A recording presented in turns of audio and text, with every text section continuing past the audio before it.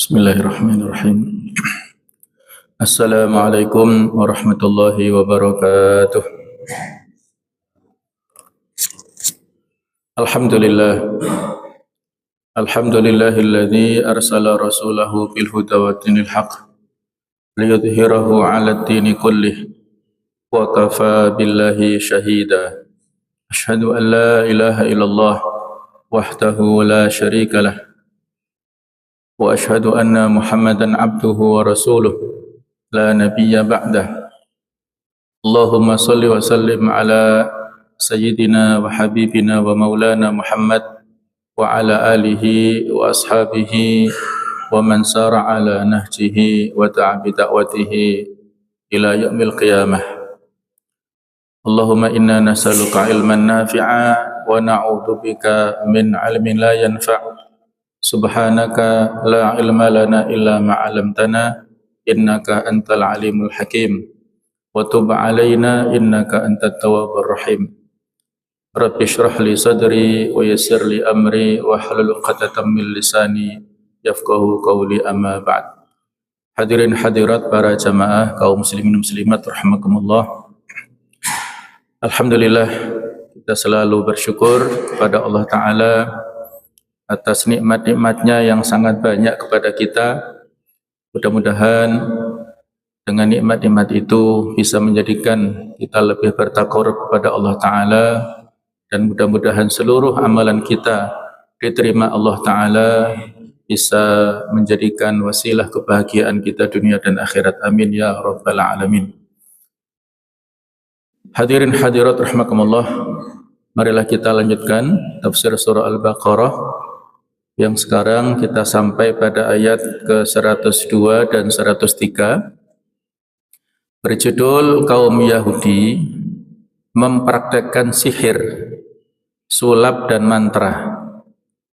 Ini sebagai kelanjutan dari berbagai macam penyimpangan ahlul kitab ataupun orang-orang Bani Israel, dan lebih khusus lagi adalah orang-orang Yahudi, yaitu mempraktekkan amal-amal aktivitas yang kalau kita kenal sekarang adalah aktivitas perdukunan. A'udzu billahi minasy syaithanir rajim. Bismillahirrahmanirrahim. واتبعوا ما تتلو الشياطين على ملك سليمان وما كفر سليمان ولكن الشياطين كفروا يعلمون الناس السحر وما أنزل على الملكين ببابل هاروت وماروت وما يعلمان من أحد حتى يقولا إنما نحن فتنة فلا تكفر فيتعلمون منهما ما يفرقون به بين المرء وزوجه وما هم به من أحد إلا بإذن الله ويتعلمون ما يضرهم ولا ينفعهم ولقد علموا لمن اشتراه ما له في الآخرة من خلاق ولبئس ما شروا به أنفسهم لو كانوا يعلمون ولو أنهم آمنوا واتقوا لمثوبة من عند الله خير لو كانوا يعلمون. Sadaqallahul Azim. Wattaba'u, dan mereka, yaitu para ahlul kitab, wattaba'u, mengikuti, mereka ahlul kitab mengikuti ma tatulus syayatin, apa yang dibacakan oleh setan-setan ala mulki Sulaiman, pada masa kerajaan Nabi Sulaiman. Wa ma kafara Sulaiman, dan tidaklah kafir Nabi Sulaiman tersebut, walakinna syayatin, tetapi setan-setan itulah yang kafaru, mereka kafir. Yu'allimuna an-nasa sihr, mereka mengajarkan kepada orang-orang ataupun kepada manusia ilmu sihir. Wa ma unzila 'alal malakaini, dan apa yang diturunkan kepada dua malaikat di Babil, pada negeri Babil atau Babilonia, yang bernama Harut wa Marut. Wa ma yu'allimani, dan tidaklah keduanya mengajarkan min ahadin, kepada seorang pun, hatta yaqula, sehingga keduanya berkata, innama nahnu fitnah, sesungguhnya kami ini hanya menguji. Fala takfur, maka janganlah kamu kafir. Fayata'allamuna minhuma, maka mereka mempelajari dari dua orang, yaitu Harut dan Marut tersebut, ma yufarriquna bihi, sesuatu yang bisa memisahkan, menceraikan dengannya, bainal mar'i wa zaujih, antara suami dan istrinya.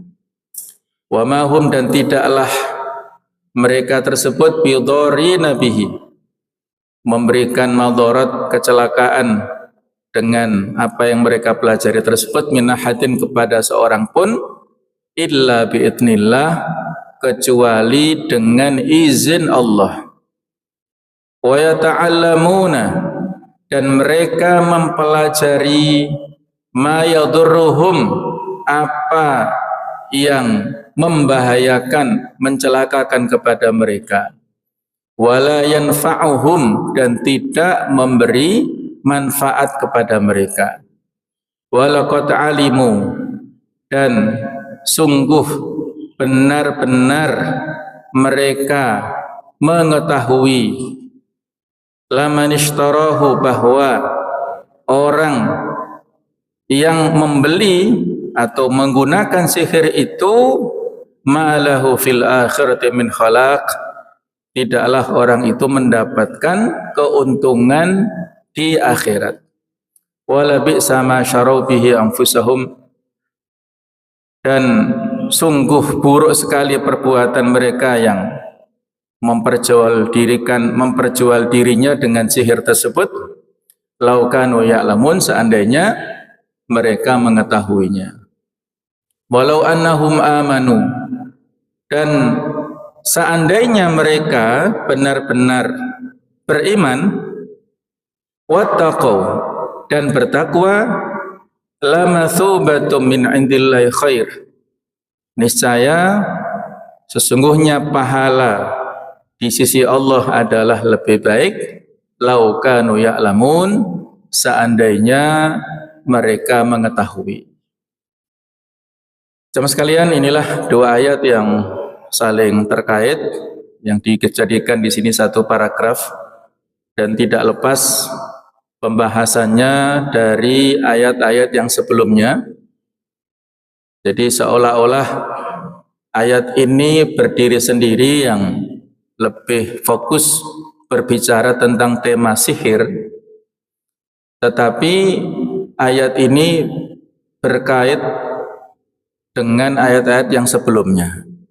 Tandanya adalah ada wawul atof, atau wawu yang menunjukkan kata sambung yang mengawali dari ayat 102 ini, yang itu menjadi rangkaian dari tema-tema yang ada pada ayat-ayat yang sebelumnya, yaitu masih berbicara tentang penyimpangan yang dilakukan oleh orang-orang ahlul kitab yang mendapatkan kitab, baik itu Yahudi atau Nasrani, Tetapi lebih khusus di sini adalah yang dilakukan oleh orang-orang Yahudi.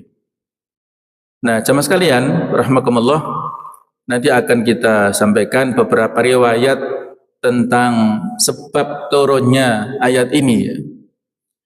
Tetapi sekilas bisa kita pahami dari terjemahan ayat ini bahwa seolah-olah ada diskriminasi yang dilakukan oleh orang-orang Yahudi, ya. Seolah-olah mereka ini memberikan tuduhan kepada Nabi Sulaiman bahwasanya Nabi Sulaiman ini sebagai tukang sihir ataupun yang menyebarkan ilmu sihir. Apa sebabnya nanti bisa kita baca dari sababun nuzulnya, ya. Jadi seolah-olah mereka ini mengingkari bahwasanya Nabi Sulaiman itu adalah seorang nabi. Dan bukan seolah-olah, tapi memang sesungguhnya ada yang seperti itu. Walaupun tidak semua sekte Yahudi, ya. Ini hanya sebagian dari sekte Yahudi. Karena kalau kita kaitkan dengan misi yang dilakukan oleh orang-orang Israel dengan menggali terowongan di bawah Masjidil Aqsa yang sudah berlangsung sekian tahun sampai sekarang, di antara misinya adalah mereka mengklaim bahwa di situ adalah tempat Haikal Sulaiman ataupun kerajaan tempat sembahyangnya Nabi Sulaiman. Jadi kan kalau seolah-olah di sini ada kontradiksi antara ayat ini dengan yang dilakukan oleh kaum Israel atau Yahudi sekarang ini. Kalau sekarang ini mereka begitu mengagungkan posisi Nabi Sulaiman, sementara di sini mereka mendowngrade posisi Nabi Sulaiman yang sebenarnya seorang nabi tetapi dituduh sebagai tukang sihir. Nah, jadi memang ini saya katakan tadi sebagian sekte atau kelompok memberikan tuduhan kepada Nabi Sulaiman dari orang-orang Yahudi seperti itu. Jadi tidak semuanya. Walaupun kelompok-kelompok yang melakukan pembulian kepada Nabi Sulaiman ini juga sama keturunannya Nabi Sulaiman. Ya, tapi ya itulah biasa, ya, di antara kelompok, kaum, komunitas, dan keluarga besar yang melakukan pertentangan kepada dakwah para rasul itu juga masih kerabat rasul itu sendiri. Dan itu terjadi pada Nabi kita Muhammad SAW yang melakukan pertentangan, ya, ketika dakwah jahriyah disampaikan Nabi Muhammad itu ya pamannya sendiri, yaitu Abu Lahab. Kemudian ya para tokoh pembesar Quraisy. Nah, tokoh Quraisy ini adalah masih satu kabilah dengan Nabi Muhammad SAW. Satu keluarga besar, ya.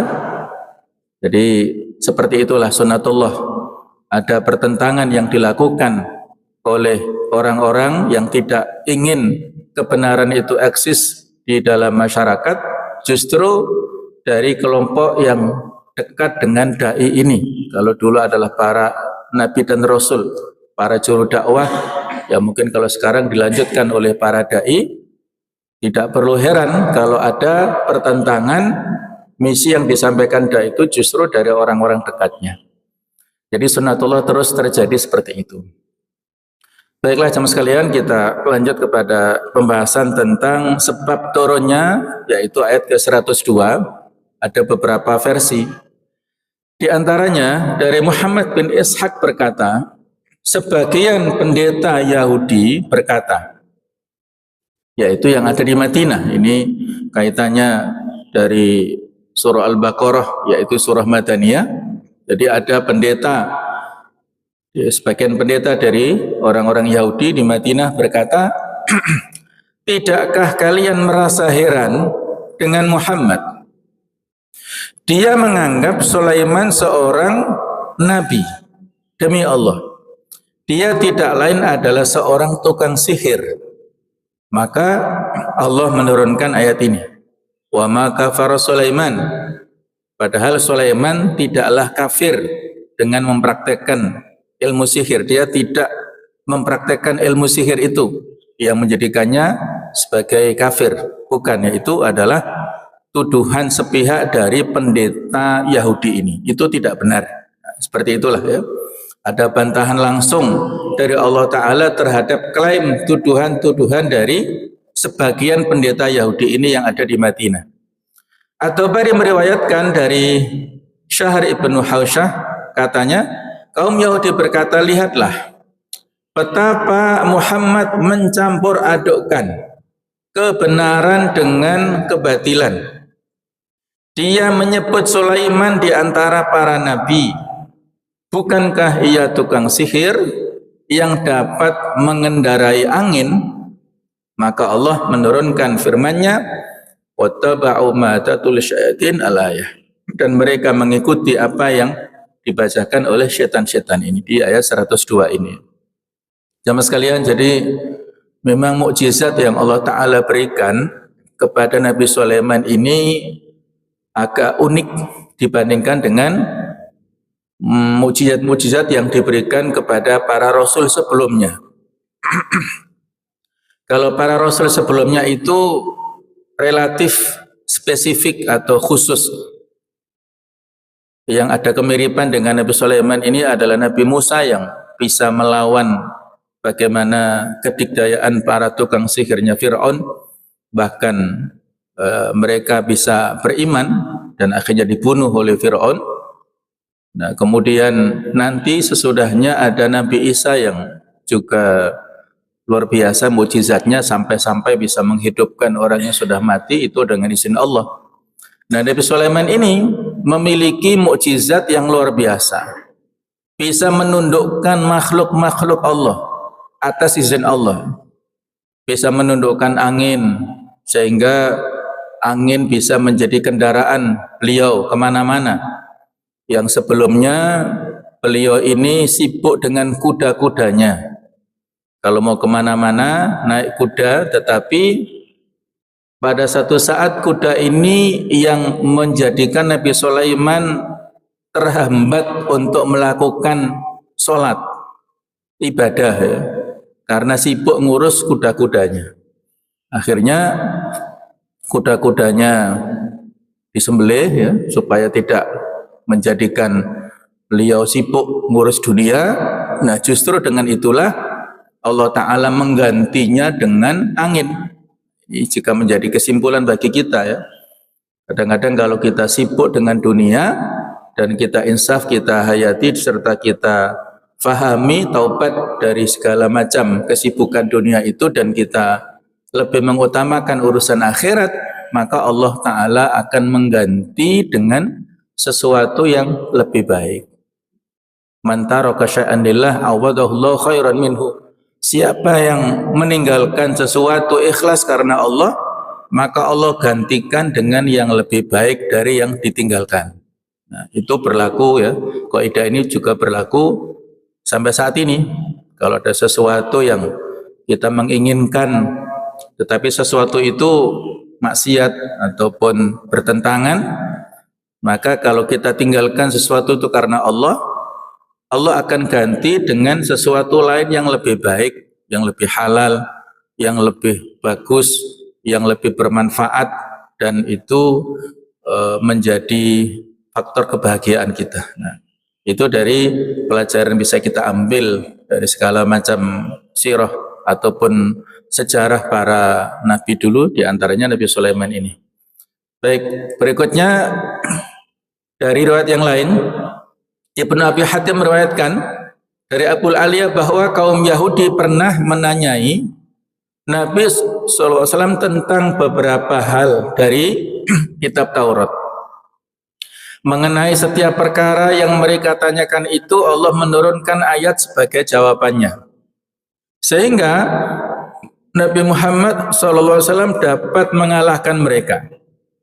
Melihat begitu, mereka lantas berkata, orang ini lebih tahu daripada kita tentang isi kitab yang diturunkan kepada kita. Salah satu perkara yang mereka tanyakan kepada beliau adalah tentang sihir. Mereka mendebat beliau mengenai masalah ini, maka Allah menurunkan firman-Nya, wattaba'u ma tatul syayatin, dan mereka mengikuti apa yang dibaca oleh setan-setan ya. Al-Baqarah 102 ini. Banyak pertanyaan dari mereka ya, khususnya yang melatar belakangi tentang turunnya surah Al-Kahfi ya, yang ini wahyu agak terlambat, kurang lebih 15 hari ya. Ketika pada saat dulu ya orang-orang dari tokoh-tokoh Quraisy diberikan masukan oleh para pendeta Yahudi, coba tanyakan kepada Muhammad tentang beberapa hal yang kalau dia tahu itu membuktikan dia seorang nabi, tapi kalau tidak tahu maka dia manusia biasa. Klaim nabi hanya kebohongan. Tanyakan kepada dia tentang cerita para pemuda di gua ya, yang mereka lari menyelamatkan agamanya, yang disebut dengan Ashabul Kahfi. Tanyakan kepadanya tentang cerita Dzulqarnain, tanyakan kepadanya tentang masalah roh. Nah, itu ditanyakan kepada Nabi Muhammad, beliau menyanggupi untuk menjawab. Aku akan jawab besok pagi ya. Beliau lupa mengatakan insya Allah. Nah, sehingga wahyu terhambat turun sampai 15 harian. Orang-orang tokoh-tokoh Quraisy saat itu sudah bolak-balik bertanya, dan mereka sudah memberikan demar-keting ya, menyampaikan Muhammad bohong, Muhammad pembohong. Katanya mau menjawab pertanyaan-pertanyaan kami, sementara tidak ada jawaban yang turun. Beliau gelisah.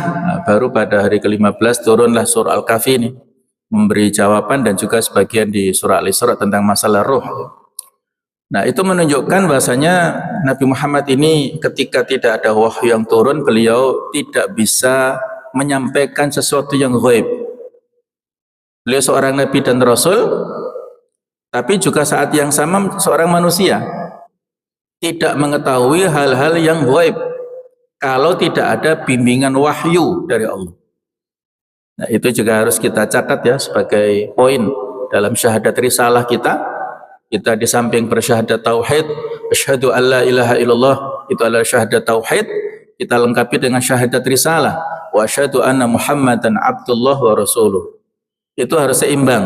Nah, syahadat Muhammad Abdullah itu nafyul ifrat, menolak segala macam bentuk pengkultusan, hulu, pengkultusan, melebihkan beliau dari batas kemanusiaannya. Kemudian syahadah Muhammad Rasulullah itu nafyut tafrid.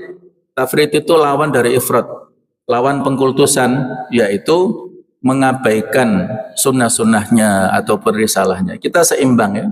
Kita posisikan Nabi Muhammad seorang hamba Allah dan seorang Rasulnya. Qul innama ana basyarum mithlukum di akhir Al-Kahfi, katakanlah aku adalah manusia seperti kalian.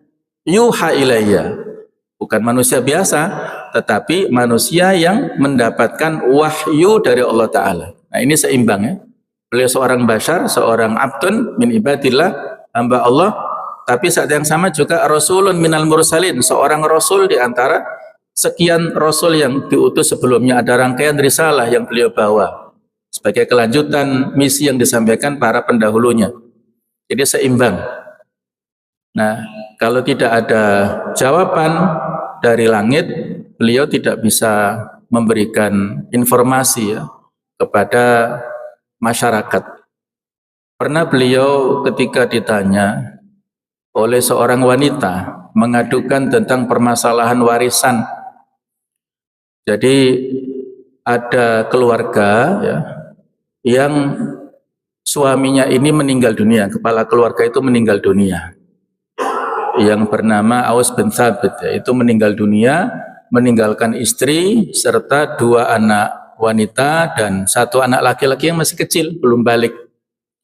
Kemudian pada saat si kepala keluarga ini meninggal, ada keponakan ya, dari si ini ya, jadi sepupu daripada anak ini, anak-anak yang ahli waris ini, 2 orang yang merasa berhak mengambil harta warisan dan tidak memberikan kepada anak-anak yang masih kecil. Dan memang tradisi jahiliyah seperti itu. Kalau ada anak-anak ahli waris yang belum balik, belum bisa naik kuda, belum bisa berperang, mereka tidak memberikan warisan kepada anak-anak ini. Itu diambil oleh keponakan Aus ini yang sudah besar-besar. Maka mengadulah ibunya ini kepada Rasulullah, diceritakan begini begitu. Maka Nabi mengatakan, aku tidak tahu jawabannya. Dengan terus terang begitu, Nabi mengatakan, saya tidak tahu bagaimana memberikan fatwa jawaban atas kasus ini. Nah, maka Allah menurunkan, nanti kita akan sampai kalau Allah memberikan umur panjang pada kita ya. Surah An-Nisa ayat yang ke-7, Allah menurunkan lirijali nasibum mimma taraku. Walin nisa'i nasibum mimma tarakna. Jadi laki-laki itu mendapatkan bagian dari apa yang mereka dapatkan dari para orang tuanya yang meninggal ya, itu mereka mendapatkan warisan apakah banyak atau kecil. Wanita juga sama. Jadi dengan diturunkan ayat inilah sehingga memberi jawaban anak-anak walaupun masih kecil, belum balik, mereka juga punya hak yang nanti dilengkapi di ayat ke-11 dan 12-nya ya, tentang masalah warisan itu. Nah, itu contoh ya tentang posisi Rasulullah SAW ya. Jadi kalau ada jawaban-jawaban yang disampaikan beliau dari segala pertanyaan orang-orang kafir, terutama di sini adalah orang-orang Yahudi di Madinah, beliau sampaikan dengan wahyu dari Allah Ta'ala termasuk tentang sihir ini. Beliau sampaikan informasi sihir lewat ayat ini ya. Nah, jemaah sekalian, bagaimana ceritanya tadi ya? Kenapa Nabi Sulaiman itu tertuduh sebagai tukang sihir? Nah, inilah latar belakangnya ini. Dari Al-Kalbi berkata, setan-setan menuliskan sihir dan sulap, gerakan-gerakan yang bersifat khayalan belaka dan bukan kenyataan, ini dianggap seperti sihir, tetapi sebenarnya bukan sihir, dengan mengatasnamakan asif. Ini adalah sesuatu yang diajarkan kepada Asif bin Barkhia. Beliau ini yaitu sekretaris Nabi Sulaiman oleh Baginda Raja, dan beliau inilah yang menurut sebagian ahli tafsir yang mampu menggeser ataupun memindahkan singgasananya Ratu Balkis dari negeri Sabak yang ada di Yaman ke kerajaannya Nabi Sulaiman yang ada di Baitul Maqdis. Nah, itu nanti ada di kisah di surah An-Naml ya. Jadi saat itu Nabi Sulaiman memberikan tantangan, challenge kepada tentara-tentaranya. Ifrit memberikan kesanggupan memindahkan singgasana. Jadi Ratu Balkis ini ratu yang dihormati oleh kaumnya dan yang menjadi kebanggaan utama oleh masyarakat itu singgasananya, karena terbuat dari emas. Jadi mereka bangga betul, sehingga Nabi Sulaiman memberikan tantangan siapa yang sanggup memindahkan singgasana itu ya, diberikan tantangan. Ifrit memberikan kesanggupan, qabla an taquma min maqamik, sebelum Anda berdiri dari tempat duduk Anda. Nah, kemudian qala man indahu minal ilm ya, berkatalah orang yang punya ilmu. Ini siapa? Kok bisa menantang Ifrit dari golongan jin? Memberikan tantangan, sanggup untuk sebelum berkedip ya. Jadi sebelum janjiannya dengan sekedip mata saja sudah datang. Ini siapa? Para ahli tafsir menyebut itu adalah Asif ini, penasihatnya atau disebut sekretaris Nabi Sulaiman. Jadi kadang-kadang ada manusia dengan izin Allah yang melebihi kemampuannya daripada jin ya. Jadi Nabi Sulaiman ini luar biasa punya kemampuan memerintahkan kepada jin-jin itu. Ada yang diperintahkan untuk menyelam ke dasar lautan mengambil permata. Itu atas perintah Nabi Sulaiman. Mereka tunduk taat, tidak berani macam-macam. Jadi kekuasaannya luar biasa, ada angin, ada semut-semut yang juga Nabi Sulaiman bisa berdialog dengan semut-semut ini. Dan ada burung ya, burung hudhud, yaitu burung yang kecil sebenarnya ya. Dia ketika diinspeksi, tidak ada burung hudhud ini, kemana dia? Tidak ada laporan ya, ternyata beberapa saat burung hudhud datang memberi laporan tentang keberadaan kerajaan Ratu Balqis itu kan jauh. Ini juga luar biasa. Kerajaan Sulaiman ada di Palestina, Baitul Maqdis, sementara kerajaan Sabah di Yaman, dan burung hudhud ini terbang sampai ke sana. Itu kan luar biasa, jarak yang sangat jauh. Ya mungkin sekitar 2000-an kilometer lah, jauh sekali, dan kondisi padang pasir di Arab seperti itu panasnya, tidak seperti kondisi di Indonesia yang banyak tanaman-tanaman.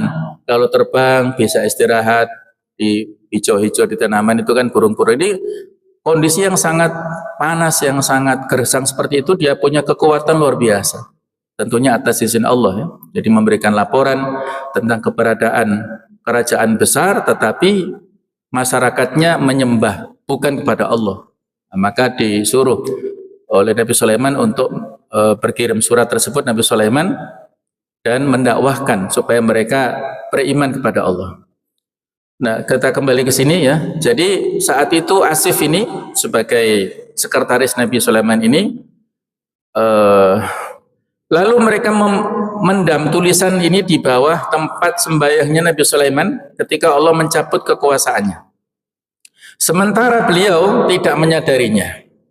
Setelah Sulaiman meninggal dunia, mereka mengeluarkan tulisan ini dari bawah tempat sembahyangnya dan mereka berkata kepada orang-orang, Sulaiman dapat menjadi raja kalian karena ia mempelajari ini. Maka pelajarilah ini oleh kalian. Nah, ketika para ulama Bani Israel mengetahuinya, mereka berkata kepada orang-orang, tidak mungkin hal ini menjadi ilmu Sulaiman. Sementara orang-orang rendah berkata, inilah ilmu Sulaiman. Mereka pun mulai mempelajarinya dan mereka menolak kitab-kitab para nabi mereka. Berbagai celaan kepada Sulaiman mulai tersebar. Begitulah keadaan mereka hingga Allah mengutus Nabi Muhammad SAW. Melalui lisan beliau Allah menurunkan ayat yang membebaskan Nabi Sulaiman dari semua tuduhan itu. Dia berfirman dan mereka mengikuti apa yang dibaca oleh setan-setan ya. Jadi saat itu jamaah sekalian, Nabi Sulaiman justru memberantas ilmu sihir yang tersebar luas di sana. Mereka biasa mengumpulkan ilmu sihir ini pada kitab-kitab tulisan-tulisan, itu dirampas oleh Nabi Sulaiman, kemudian ditaruh di bawah kursinya, di bawah singgasananya. Dan beliau memberikan ancaman, jangan sekali-kali ada yang berani mengambil kitab-kitab ini dari bawah singgasanaku. Kalau dia manusia maka akan mati. Kalau yang mengambil itu dari golongan jin akan terbakar. Jadi nggak akan bisa siapapun makhluk yang mengambil dari situ. Kemudian Nabi Sulaiman duduk lama sekali. Para jin itu tidak tahu, ini juga membuktikan ya, dalil bahwasanya jin itu tidak mengetahui hal yang ghaib. Itu hanya klaim saja. Buktinya apa? Pada saat Nabi Sulaiman dalam kondisi duduk yang sangat lama di atas singgasananya, itu sampai Nabi Sulaiman meninggal dunia, tidak diketahui oleh para jin itu. Seandainya mereka tahu bahwa hal yang ghaib yang tidak bisa ditangkap oleh panca indera itu ditangkap atau diketahui oleh para jin, niscaya mereka tahu kalau Nabi Sulaiman meninggal. Tahunya itu adalah ketika keropos kaki dari singgasananya Nabi Sulaiman sehingga beliau terjatuh dari atas singgasananya, ternyata beliau sudah meninggal dunia. Nah, itu baru tahu kalau beliau akhirnya meninggal dunia. Sebelumnya para jin itu tidak bisa bersikap apa-apa. Mereka takut mengambil dari bawah Nabi Sulaiman ini, yaitu kitab-kitab tersebut. Nah, ini sebagai informasi dalil bagi kita semuanya. Para jin itu hanya mengklaim saja ya. Jadi jemaah sekalian, informasi yang diambil oleh para jin itu dicuri dari langit. Ketika Allah Ta'ala berkehendak kepada makhluknya untuk memberikan takdir tertentu, maka Allah menginformasikan kepada malaikat Jibril.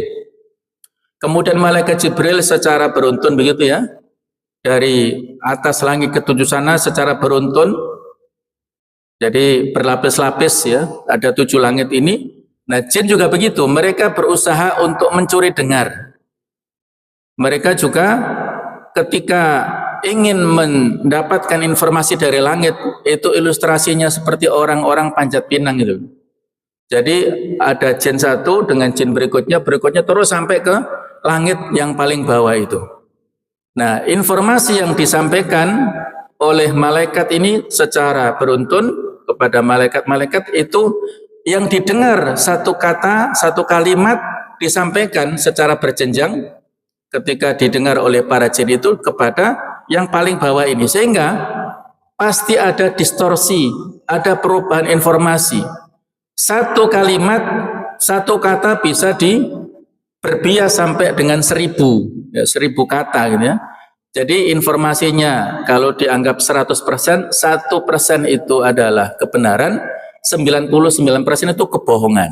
Nah, itulah ciri khas daripada informasi yang dicuri oleh golongan jin ini. Yang dari kebohongan itulah mereka kemas. Mereka bekerja sama dengan orang-orang manusia yang bergelut di bidang itu, yaitu para dukun ya. Jadi setan-setan ini nanti ada perbedaan pendapat. Madatul syayatin, yang disebut setan-setan ini apakah dari golongan jin atau golongan manusia? Ya, semuanya saling melengkapi. Nah, itulah jamaah sekalian ya, informasi bagaimana asal muasal Sulaiman tertuduh menjadi tukang sihir, karena ketika Nabi Sulaiman sudah meninggal dunia, mereka bebas akhirnya mengambil segala macam kitab yang disimpan sebelumnya di bawah singgasana beliau, dan akhirnya mereka mempelajari itu, membaca itu turun-menurun, dan mereka dari waktu ke waktu menyebarluaskan informasi. Oh, ternyata ini yang ilmu kekuasaan yang sebelumnya saya katakan sebut mukjizat tadi ya, segala kelebihan yang didapatkan oleh Nabi Sulaiman itu ternyata kesimpulan mereka secara parsial, dan itu adalah fitnah yang disampaikan mereka, itu adalah dari kitab-kitab ini. Jadi Nabi Sulaiman dituduh sebagai gembongnya tukang sihir. Nah, di situ itu secara terus-menerus ya ada kebohongan yang tersebar luas. Itu asal muasal dari fitnah yang disampaikan kepada Nabi Sulaiman, disebut sebagai tukang sihir, asal muasalnya seperti itu. Baiklah, berikutnya tentang hubungan ayat. Ketika segolongan kaum Yahudi, yaitu para pendeta dan ulama mereka, membuang Taurat dan berpaling darinya lantaran ia menunjukkan kenabian Muhammad SAW, mereka mempraktekkan kegiatan-kegiatan yang menghalangi dari agama. Perbuatan-perbuatan yang diciptakan oleh setan-setan manusia dan jin, yaitu sihir, sulap, dan mantra yang mereka nisbatkan kepada Sulaiman. Dan mereka klaim bahwa kerajaan Sulaiman berdiri di atas pondasi itu yang sudah kita singgung tadi ya, latar belakang asal muasalnya kenapa ada tuduhan seperti ini. Ini adalah kebohongan yang mereka bisikkan kepada sebagian kaum muslimin yang lantas membenarkan klaim mereka tersebut dan mendustakan tuduhan mereka atas Sulaiman bahwa ia kafir. Al-Quran menceritakannya kepada kita tidak lain agar menjadi peringatan, di samping untuk menjelaskan kepada kita kebohongan yang diada-adakan oleh para pengikut hawa nafsu bahwa Sulaiman mengerjakan sihir, dan kebohongan ini menghalangi pengamalan agama dan hukum-hukumnya di kalangan kaum Yahudi. Mereka mengklaim bahwa Sulaimanlah yang mengumpulkan buku-buku sihir dari orang-orang dan memendamnya di bawah singgasananya, kemudian orang-orang mengeluarkannya lalu menyebarkannya. Inilah ya, memperjelas apa yang saya sampaikan tadi ya, kronologisnya seperti itu ya. Dan jamaah sekalian yang perlu untuk kita waspadai ya sampai saat ini, bahwa al-iman bil ghaib, iman kepada yang ghaib, itu adalah ciri khas orang-orang mukmin dan bertakwa. Alladzina yu'minuna bil ghaib, ya. Mereka adalah orang-orang yang beriman kepada yang ghaib. Apa yang ghaib itu? Yang ghaib itu adalah segala yang tidak bisa kita tangkap dengan panca indera kita.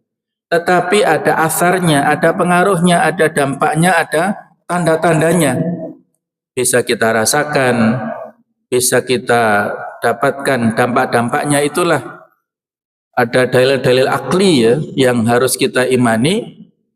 Allah Ta'ala mengajarkan kepada kita tentang berbagai macam tanda-tanda itu karena keterbatasan kita sebagai manusia tidak bisa menjangkau mata kita sesuatu yang memang Allah Ta'ala takdirkan tidak bisa kita lihat dalam kehidupan nyata, termasuk keberadaan para jin. Tidak bisa kita tangkap dengan mata kepala kita. Kadang-kadang mereka bisa nampak berubah wujudnya seperti manusia atau makhluk kasar karena memang izin Allah. Dan kalau mereka, para jin ini berubah bisa nampak itu tidak dalam bentuk aslinya. Mereka berubah seperti anak kecil yang gundul misalnya ya. Atau ada berubah seperti sundel bolong gitu ya. Seperti wanita yang berambut panjang macam-macam. Jadi tidak seperti pada bentuk aslinya. Yang rata-rata mereka tidak bisa kita lihat. Innahum yarawnakum min haitsu la tarawnahum. Sesungguhnya mereka melihat kalian pada tempat yang kalian tidak bisa melihat mereka. Karena kalau kita ditakdirkan bisa melihat, kita nggak bisa hidup ya. Kemana-mana dipelototi oleh mereka di mana. Kita takut sendiri ya. Jadi hikmahnya memang seperti itu. Kita nggak bisa menjangkau mata kita dengan mereka keberanian itu karena kita untuk eksistensi kita supaya kita tenang dalam beraktivitas, tidak ditakut-takuti oleh mereka ini. Jadi itulah ya. Sehingga apa? Hikmahnya kita harus hati-hati ya. Ada kasus atau fakta ya. Seorang yang berteriak-teriak histeris gitu ya, teriak dengan ketakutan. Akhirnya oleh para tetangganya ini mungkin dianggap ya sakit lah ya. Terus dibawa ke UGD di sebuah rumah sakit. Ya dokter dari ilmu medis kurang bisa menganalisa, tapi kebetulan rumah sakit ini punya relasi sebagai ya di antara sebagian terapinya itu yaitu sebagian peruqyah.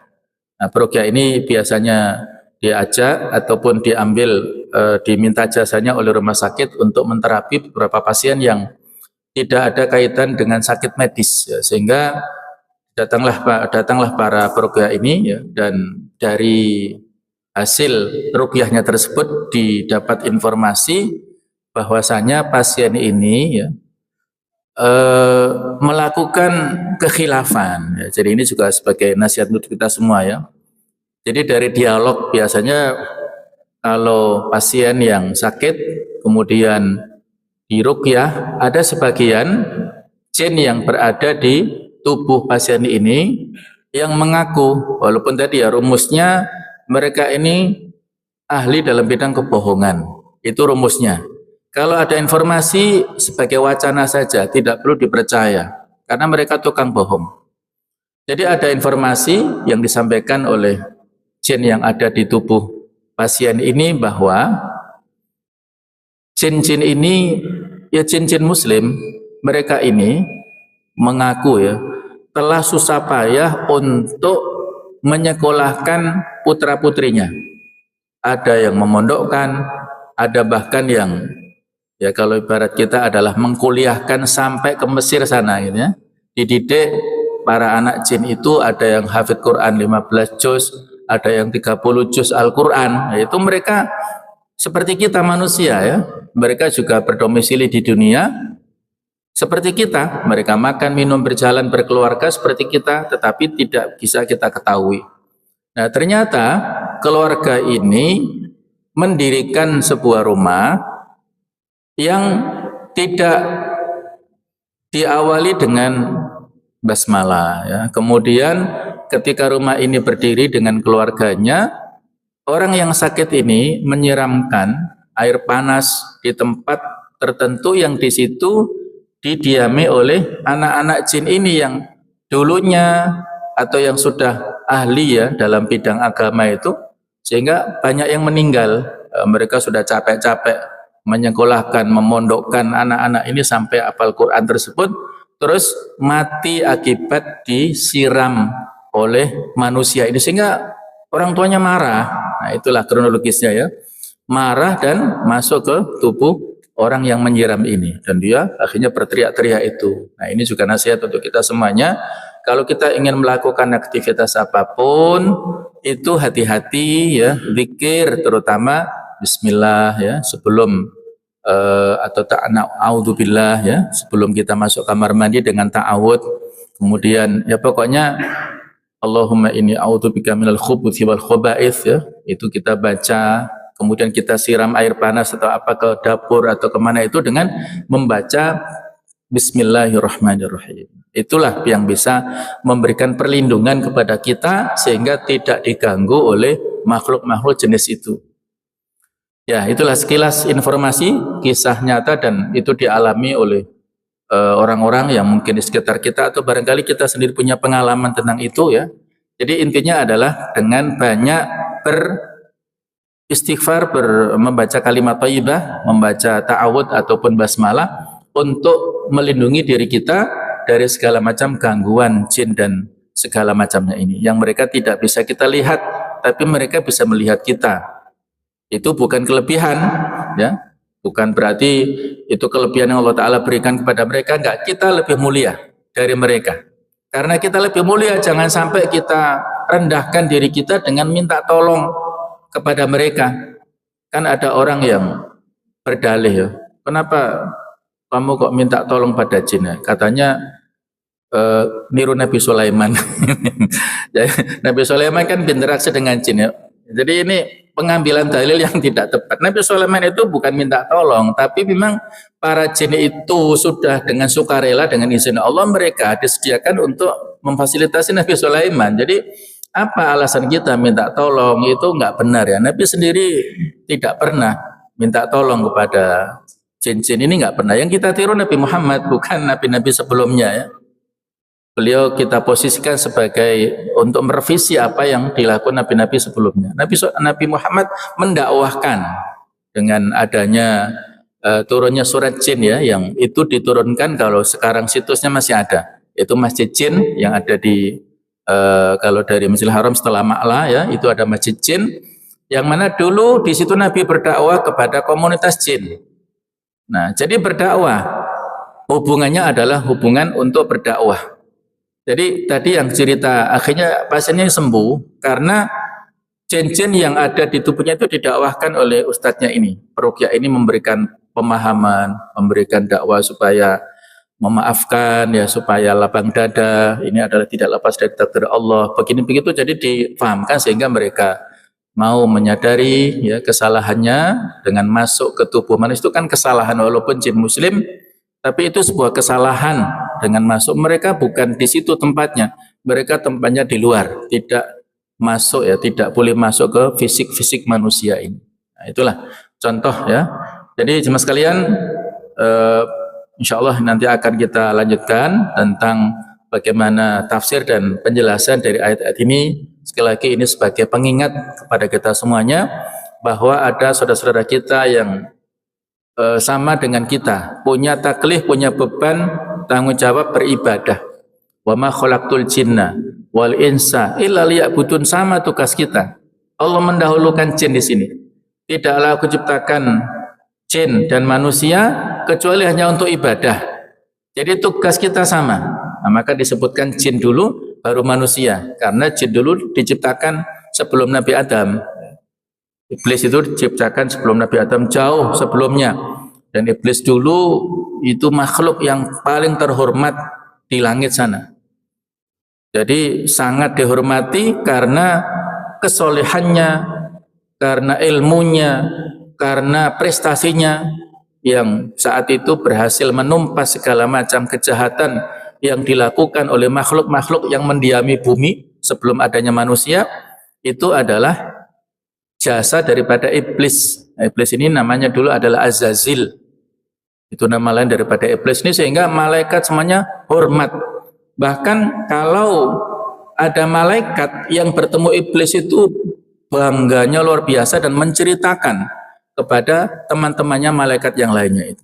Jadi luar biasa posisinya selama beratus-ratus tahun dan mengatakan sampai 185.000 tahun iblis itu menjadi terhormat di sana, di atas langit sana, dan akhirnya karena dia tidak mau tunduk kepada Nabi Adam, tidak tawadhu dan merasa lebih eh, lebih berjasa, lebih tinggi ya. Jadi ada semacam kesombongan dan juga hasad, sehingga Allah mengutus kepada iblis ini sehingga menjadi makhluk yang mal'un, makhluk yang terlaknat sepanjang masa ya sampai sekarang ini.